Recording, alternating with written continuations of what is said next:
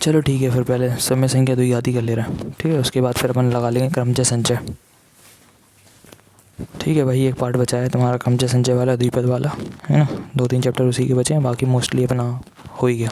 हमने आपको पहले बताया था कि जैसे ये बड़े बड़े चैप्टर ख़त्म होंगे फिर चैप्टर्स बहुत जल्दी निपटेंगे, समझ रहे।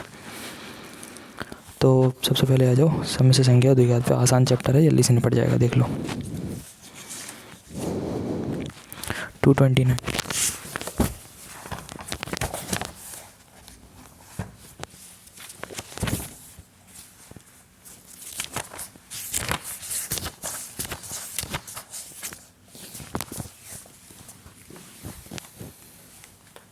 इसको मिटा देना।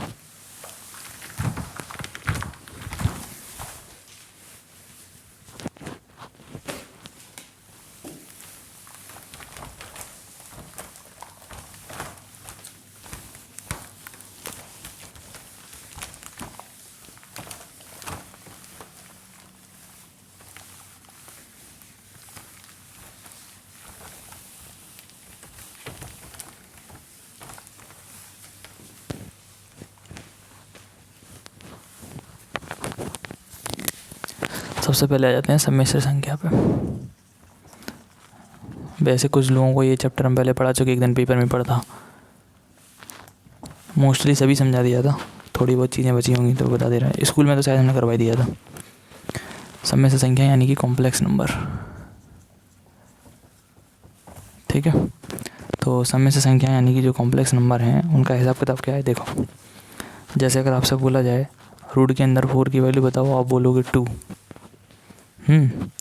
या फिर हम इसी चीज़ को क्या बोल सकते हैं, 4 बराबर में 2 का स्क्वायर कह सकते कि नहीं, क्योंकि रूट हटेगा तो स्क्वायर चढ़ेगा, है कि नहीं। अब जब 2 का स्क्वायर करोगे तो 4 आ जाएगा तुम्हारा, ठीक है। लेकिन अगर यहीं लिखा हो रूट के अंदर -4, उसको आप 2 नहीं कर सकते, है ना। या फिर -2 भी नहीं कर सकते, क्यों। चलो एक बार 2 करके देख लो, और एक बार कुछ लोगों की पसंद है तो -2 भी कर लो। क्योंकि जिस तरह यहाँ पे तुमने रूट हटा के स्क्वायर चढ़ाया था 2 का स्क्वायर, तो जानते हो कि 2 का स्क्वायर यानी कि 2 × 2 करके 4 आ जाएगा, है ना। स्क्वायर करने का ये मतलब होता है ना कि 2 बार इंटू कर दो अंदर वाली चीज़ का।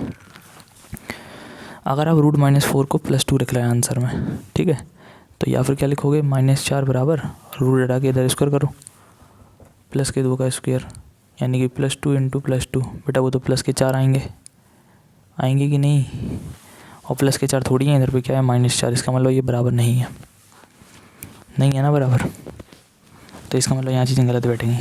और अगर रूट -4 को -2 करा, या फिर क्या लिखोगे, रूट हटा के स्क्वायर चढ़ाओ यहाँ पे -2 का स्क्वायर, या लिखोगे -2 × -2। अब बेटा माइनस माइनस प्लस और 2 दूनी 4, ये देखो प्लस के 4 आ जाएंगे, जबकि लिखे हैं -4, मतलब यहाँ पे भी चीज़ें सही नहीं बैठ रही।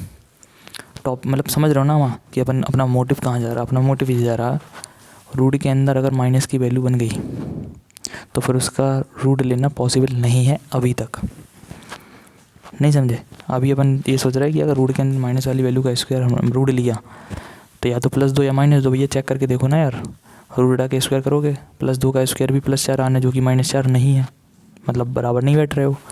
रूट हटा के इधर स्क्वायर करो, -2 का स्क्वायर -2 × -2 वो भी +4 आएगा, लिखा था -4, इसका मतलब ये भी सही नहीं है, ये भी सही नहीं है। फिर करा क्या जाए, तो जैसे जैसे चीज़ें आगे बढ़ती गई एक तरह की संख्याएं उत्पन्न हुई, फिर कौन सी वाली, कॉम्प्लेक्स नंबर यानी कि सम्मिश्र संख्याएं। कभी भी अगर हमारा रूट के अंदर -1 बन जाए, उसकी वैल्यू हम लिखने लगे i, जिसको हम पढ़ते हैं आयोटा। क्या पढ़ते हैं, आयोटा, समझ रहे ना, IOTA। तो रूट के अंदर -1 को हमने क्या लिख दिया, i, जहाँ पे i कोई एक काल्पनिक संख्या है।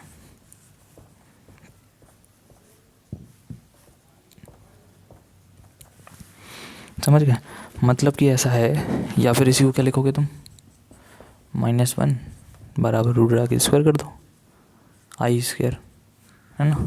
तो ये दोनों चीज़ें हैं जो अपने को पूरे चैप्टर में यही करना है। अगर रूट के अंदर -1 है तो उसको क्या कर देना भैया, i, और अगर -1 लिखा है तो क्या कर सकते हैं, रूट हटा के स्क्वायर कर दो यहाँ पे, तो i², यानी i² बराबर -1।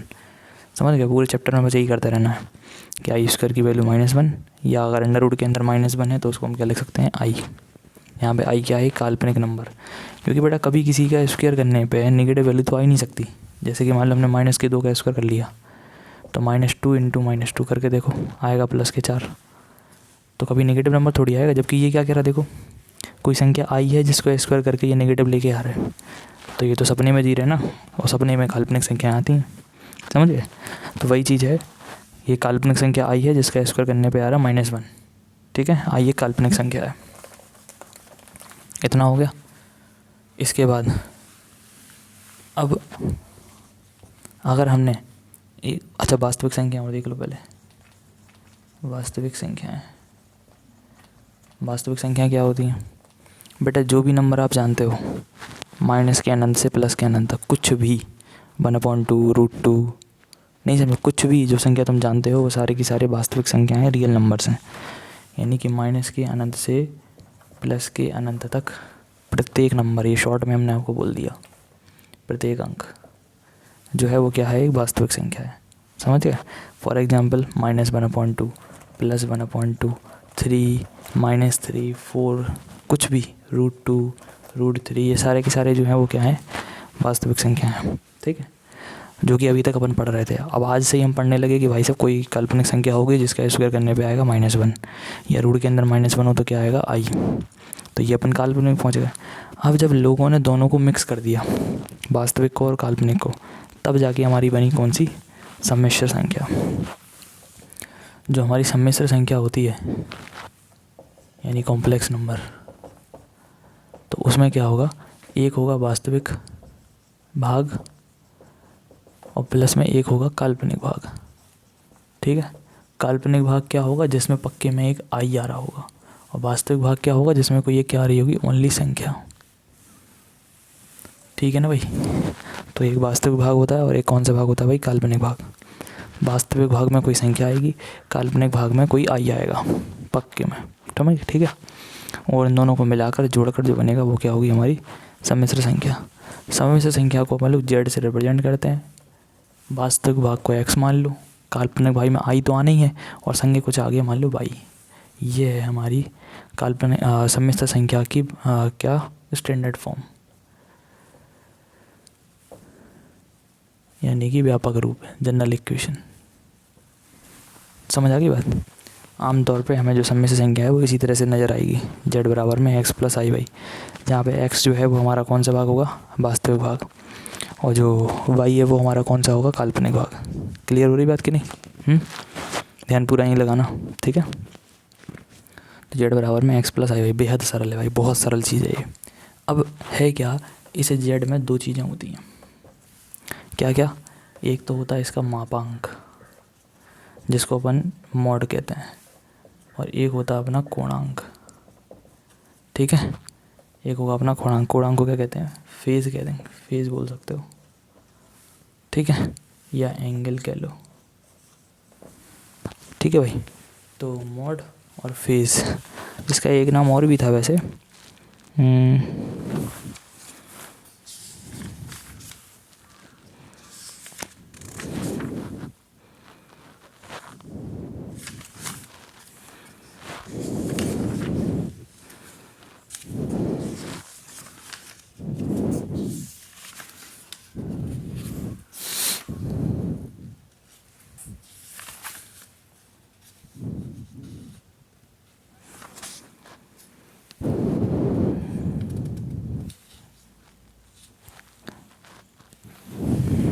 एम्पलीट्यूड बोल रहा है ये तो, चलो ठीक है, छोड़ो, ज़्यादा फ़र्क नहीं पड़ना उससे, ठीक है। ठीक है, तो जेड बराबर में क्या है, x + i y, जहाँ पे x जो है हमारा वास्तविक भाग है, ये हमारा काल्पनिक भाग है, और इन दोनों को मिला के एक निकलेगा मापांक, एक निकलेगा कोणांक। ये मापांक कोणांक इन दोनों के नहीं है, मापांक कोणांक किसके हैं, जेड के, यानी कि सम्मिश्र संख्या के। सम्मिश्र संख्या का मापांक और कोणांक। मापांक कैसे निकालते हैं, मापांक निकालने के लिए हमें करना पड़ेगा √x² + y²। आई नहीं लिखना है यहाँ पे, केवल x² + y², यानी कि वास्तविक भाग का स्क्वायर और प्लस में काल्पनिक भाग का होल स्क्वायर। बात समझ आ रही है, ठीक है ना। वास्तविक भाग का स्क्वायर प्लस में काल्पनिक भाग का स्क्वायर। यहाँ पे आई नहीं मत लिख देना, है ना, समझ रहे हो ना बात को।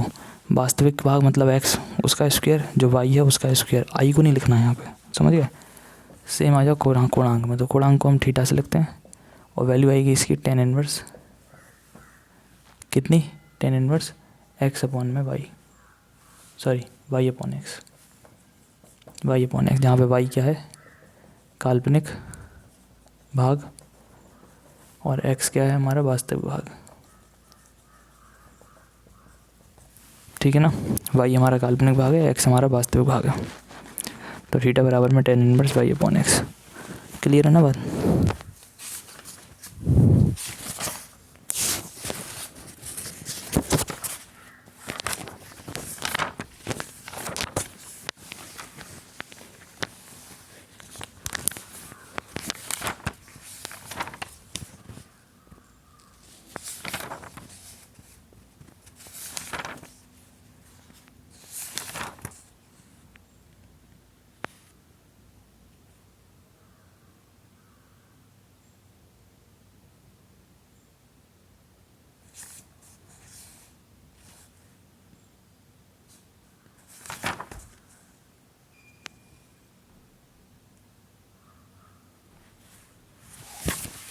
चलो ठीक है, पहले इन सबको नोट करो जरा एक बार, ठीक है ना, जल्दी नोट करो फिर आगे देखते हैं चीज़ों को।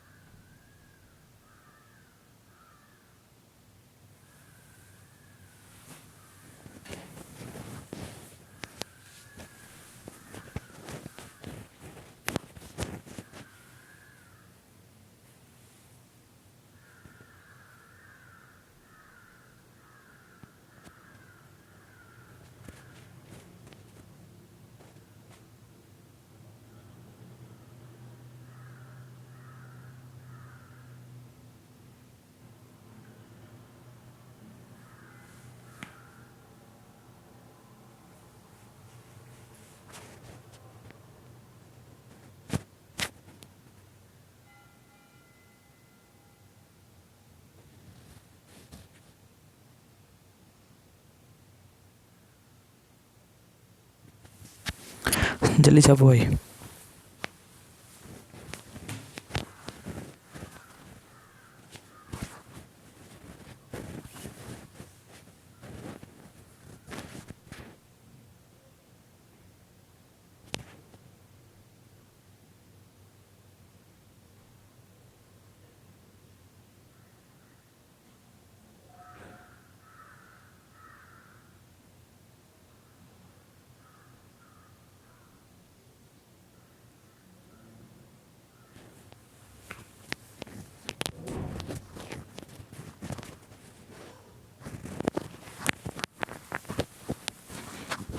चलो नेक्स्ट, ये हो गया ना।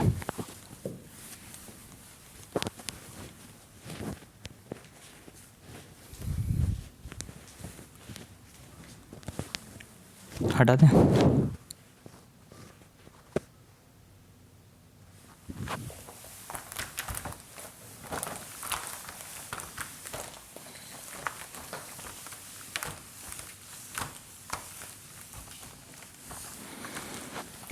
अब ज़रा अगली चीज़ देखो, जैसे अपन कार्तीय रूप पढ़ते हैं, कार्तीय तल, यहाँ पे अपन किसको लिखते थे, एक्स को प्लस में, फिर यहाँ पे लिखते थे अपन लोग माइनस एक्स, यहाँ पे लिखते थे प्लस वाई, और नीचे लिखते थे हम लोग माइनस वाई, है ना, plus x plus y, plus x minus x plus y minus y, यही करते थे।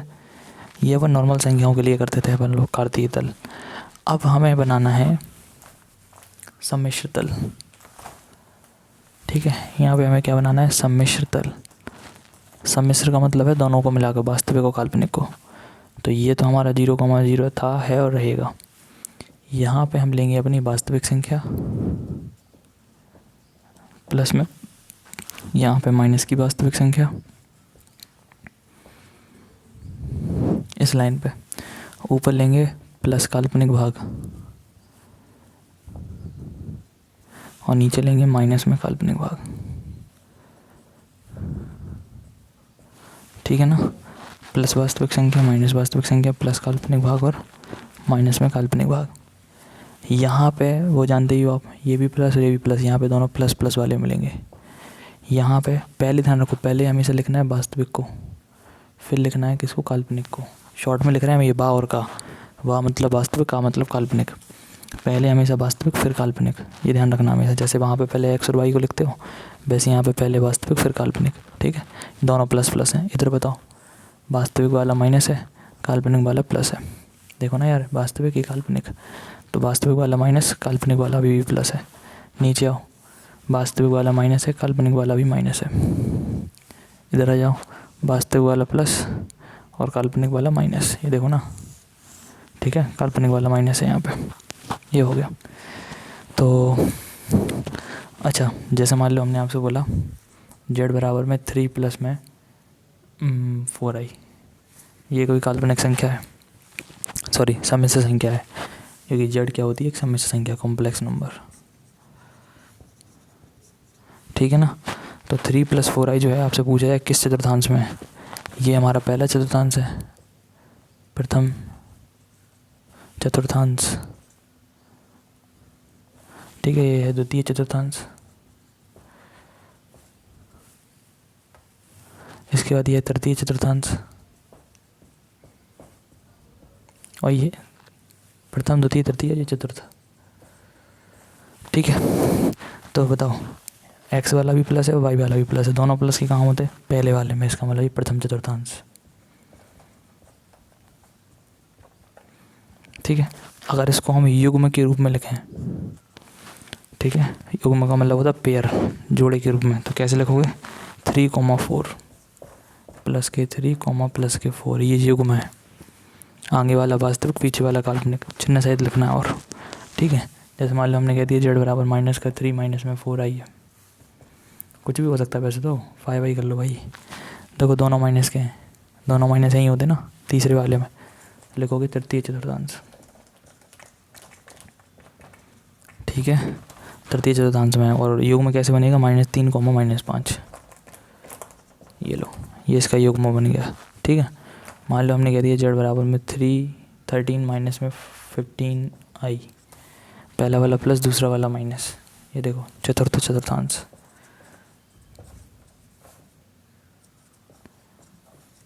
ठीक है, यानी कि 13, -15।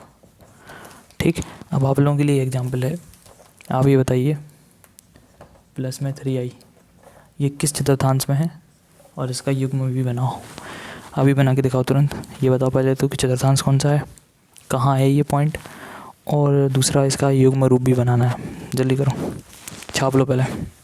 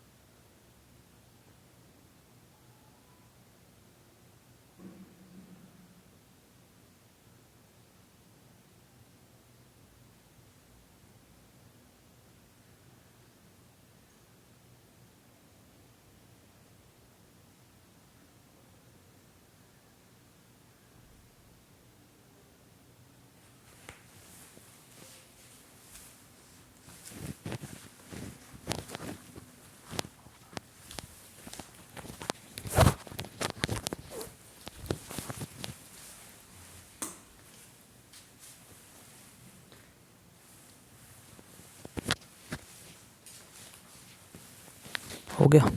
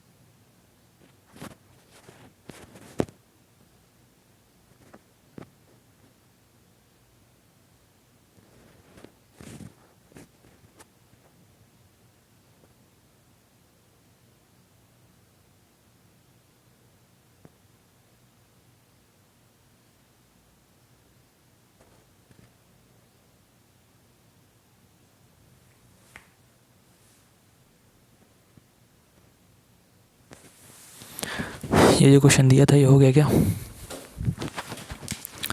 प्लस का 3i, बताओ भाई ये 18।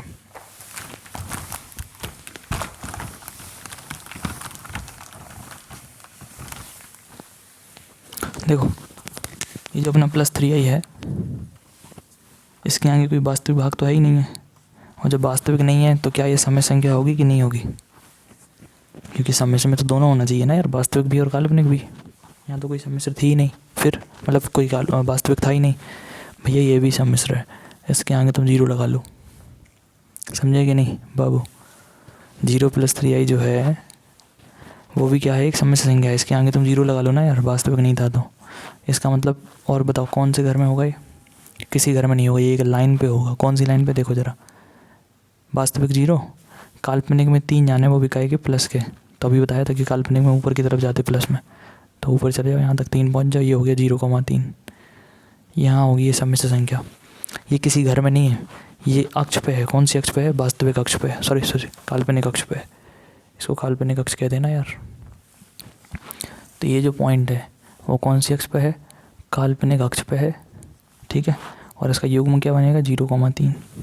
समझ गए ना? केवल 3 मत लिख देना, बहुत से लोगों ने लिखा होगा, अभी देखो अपनी कॉपी में। अरे मैं मालूम है कहाँ तक पहुँचे, केवल 3 लिख के चले आएंगे, नहीं बे, आगे 0 और लगाओ, 0,3, ठीक है। और कौन सी अक्ष पे है? काल्पनिक अक्ष पे, वो भी प्लस में, धनात्मक काल्पनिक अक्ष, ठीक है भाई, इस तरह से। अच्छा, और एक चीज़ देखनी है अपने को,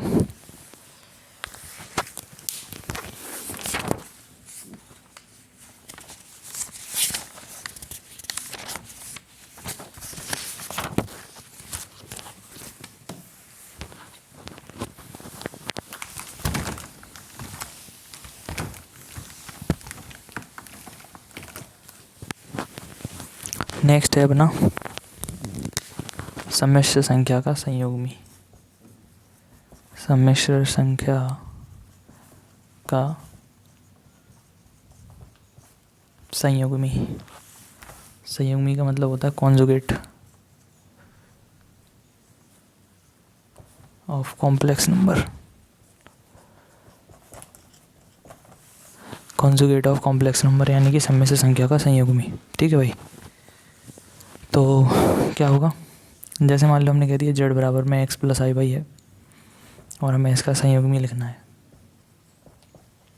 ठीक है। तो क्या करना है, आगे जो भी है वो ऐसे ही लिख दो, पीछे का i/y जो है बिल्कुल वैसे ही लिख दो, बस आपको बीच का चिन्ह बदल देना है। प्लस है तो क्या कर देंगे माइनस, अगर माइनस होगा तो क्या कर देंगे प्लस, प्लस से माइनस, और अगर माइनस हुआ तो क्या कर देना प्लस। ये जो बन जाएगा वो हमारा संयुग्मी होगा। इसको लिखते हैं हम z बार से। किससे लिखते हैं भाई? z बार से। करना क्या है, कुछ नहीं करना, संयुग्मी में भाई है बस एक दूसरे का। क्या करना है, अगर प्लस होगा तो माइनस कर देना है, माइनस है तो प्लस कर देना है। समझ आ गई बात? जैसे कि मान लो हमने कहा एग्जाम्पल नंबर 1, हमने कहा -3 में 7 आई है, हमने कहा इसका संयुग्मी लिख दो। कन्फ्यूजन मत करना, होती है कन्फ्यूजन, अच्छे पढ़ने वालों को कन्फ्यूजन हो जाती है, आगे के बीच चिन्ह बदल देते, नहीं, इससे कोई मतलब नहीं है, इससे कोई मतलब नहीं, बीच में जो चिन्ह है बस उसी को बदलना है। तो -3 + 7 आई, ये इसका संयुग्मी हो गया।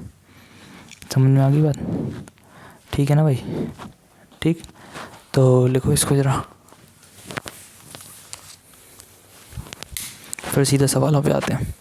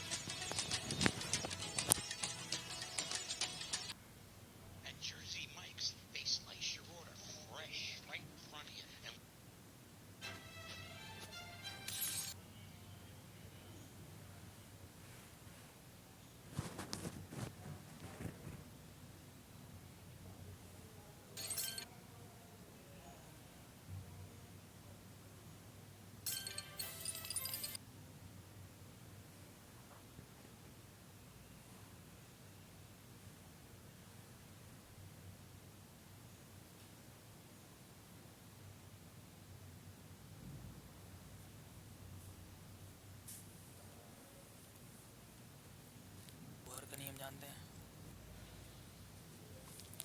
नोट करो।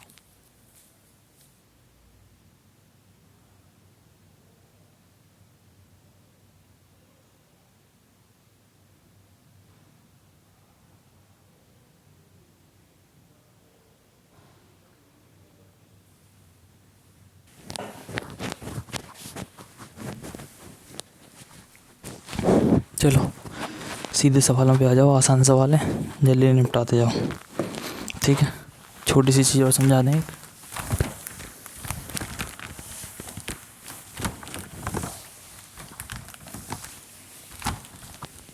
देखो आई की पावर अगर एक सम संख्या है, जैसे मान लो 2 हो गई, ठीक है, तो अपन जानते हैं कि आई स्क्वायर का मान कितना होता, -1, है कि नहीं।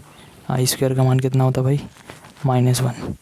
अगर आई की हम तो कह रहे कोई भी सम संख्या आ जाए, ठीक है, 2 के बाद, ठीक है, आई स्क्वायर पे -1 होगा, 2 पावर को छोड़ देना। इसके अलावा कोई भी सम संख्या आ जाए 2 के बाद, ठीक है, तो उसको कैसे ब्रेक करना है, ये चलो हम तो कह रहे छोड़ो तुम ये सब। मान लो सीधा एक क्वेश्चन देखते हैं अपन, इसको याद रखना, आई स्क्वायर बराबर -1। मान लो हमने कह दिया आई की पावर में 38 है, इसका मान ज्ञात करो।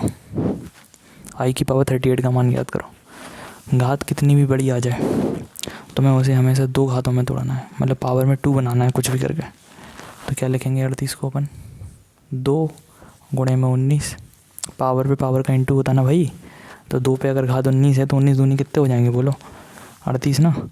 ठीक, अब बताओ आई स्क्वायर अभी तो पढ़ाया कितनी होती वैल्यू, -1, घात में है 19। यही चीज़ याद कर लो तुम तो, -1 की पावर अगर सम संख्या हो, -1 की, आई की बात ही नहीं कर रहे हम तो 1 की बात कर रहे हैं। अगर -1 की पावर सम संख्या हो तो +1, और अगर -1 की पावर विषम संख्या है तो -1। इतना तो हम कई बार बता भी चुके तुम्हें 1 पे। -1 की पावर सम संख्या +1, -1 की पावर विषम संख्या होगी तो -1। अब यहाँ देखो -1 की पावर एक विषम संख्या है तो आंसर आएगा -1, ख़त्म बात। आई की तुम टेंशन मत लो, आई की कोई भी घात है, आई में तो इतना याद रखो कि हमें घात 2 बनानी है। उसके बाद जब तुम्हारा -1 बन जाए तो देख लेना, -1 की पावर सम संख्या है तो प्लस कर देना, -1 की पावर विषम संख्या हो तो -1 कर देना, ठीक है। और देखो मान लो हमने कह दिया आपसे आई की पावर में 43, इसका मान ज्ञात करो। अब इसको समझना ध्यान से, इसमें अपन ना चाह के भी यहाँ पे 2 घात नहीं बना पा रहे, क्योंकि 38 में तो तुम जानते थे कि अगर 2 लिखा तो बताओ 2 में कितने का गुणा कर दें कि 38 आ जाए। तुरंत दिमाग लगा लिए कि 2 में 19 का गुणा कर दो 38 आ जाएगा। और जो दिमाग नहीं लगा पा रहे वो सुनो, पहले 2 लिख दो और 2 से भाग करके देख लो 38 में, भाग करना तो आता होगा। अगर वो भी नहीं आता है तो किसी LKG क्लास की शरण आप ले सकते हैं। 19 आया तो 19 ये लिख दो, समझ गए। अब आ जाओ आई की पावर 43 पे, तो यही चीज़ यहाँ अपनाओ। पहले तो तुम आई स्क्वायर लिख दो, अब ज़रा 2 से भाग करके देखो 43 में, 2 दूनी 4, कछुनी 3, 2 एकम 2, 1 बच गई। अब 1 बच गया नीचे तो क्या करोगे, आंसर तो 21 आया ना, भागफल 21 लिख दो। और जितनी नीचे शेष बचे उतनी घातें अलग से लिखनी पड़ेंगी तुम्हें, मतलब आई की पावर आई अलग से लगाओ और उसकी पावर में 1 कर दो। नहीं समझे बात को? पहले 2 से भाग करना है, जितनी बार भाग चला जाए उतना लगा दो तुम। पहले आई² तो लिख ही लो, और 2 से जब हमने 43 में भाग करके देखा 21 बार गया, 21 लिख दो। समझ गया? नहीं तो दिक्कत ये है कि 21 दूनी कितने 42 हुए अभी, और चाहिए हमें कितने 43। तो वो एक घात जो है वो तुम्हें अलग से लिखनी पड़ेगी, जो कि शेषफल में आई। देखो नीचे ये शेष है, ये भागफल है, तो आई की पावर 1 तुम्हें अलग से लिखना पड़ेगा। अब बताओ, आई² की वैल्यू -1, उस पर है 21, और आई की पावर 1 तो आई रहेगा, उसमें तुम कुछ नहीं कर सकते। अब -1 की पावर एक विषम संख्या है, तो क्या आएगा -1, और इनटू में है आई, यानी एक तरह से -i आ गया। 1 लिखने का कोई मतलब नहीं है। तो विषम में भी कोई भी हो तुम तो 2 से भाग करना, जितनी बार जाए उसको लिख देना, और जितना नीचे बचे उसको अलग से लिख देना, आई के इंटू लगा के और आई की घात में। नोट करो इसे।